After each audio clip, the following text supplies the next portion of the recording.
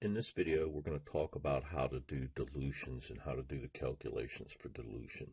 So the question is, what is the molarity of a solution of hydrochloric acid, a strong acid, if 30 milliliters of 1.5 molar HCl is diluted to 250 milliliters?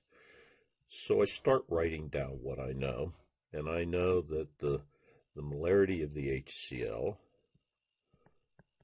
1.5 moles of HCl per liter of solution, is what I have, and I know we took 30 milliliters, the initial volume, and this is the molarity of our stock. Initial is equal to 30 milliliters, and I have the final volume that it's diluted to is 250 milliliters.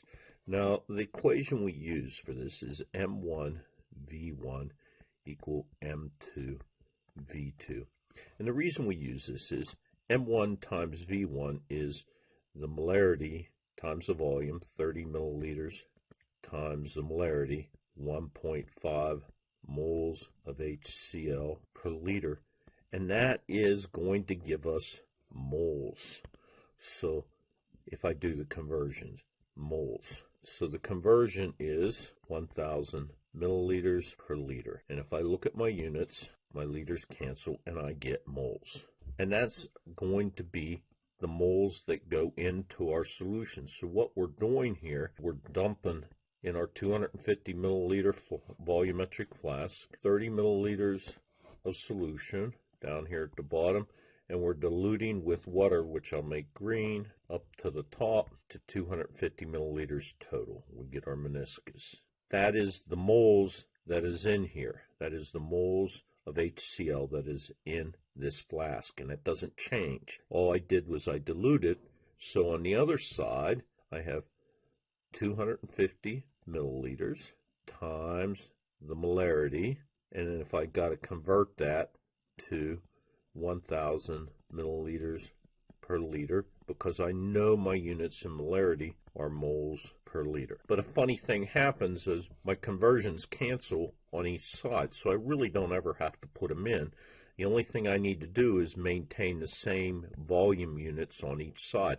It can be gallons, quarts, liters, milliliters, pints, whatever. As long as the volume is the same, the conversions on both sides will cancel here and here, whatever those conversions are. And so this becomes very easy.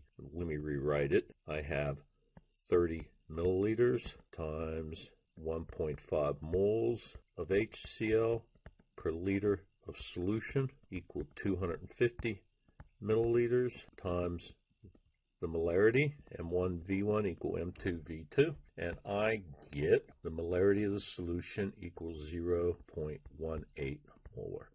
Very easy, and I should write that moles of HCl per liter solution. That's a better unit to use. Let's do one more problem. Okay, here's my problem. What volume of 2 molar HNO3 is required to make 1 gallon of 0.5 molar solution? So I need to rewrite what I know, and so I want to know the volume equal and the molarity equal 2.00 molar. What volume of that, moles of HCl per liter, is needed to make the volume equal 1.00 gallon and the molarity equal 0.5 molar. So these are my initial volume and molarity and my final volume and molarity, or I could call it V1 and M1 and V2 and M2. It doesn't matter. So I go V1 times molarity 1 equal V2 times molarity 2, and I just plug in my numbers. I just got to keep it straight. I got the volume of 1.00 gallon equal the molarity 0.5 moles of HCl, HNO3 per liter of solution.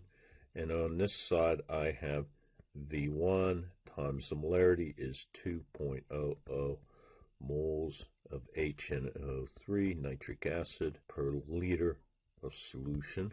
Notice how my units are all going to cancel here.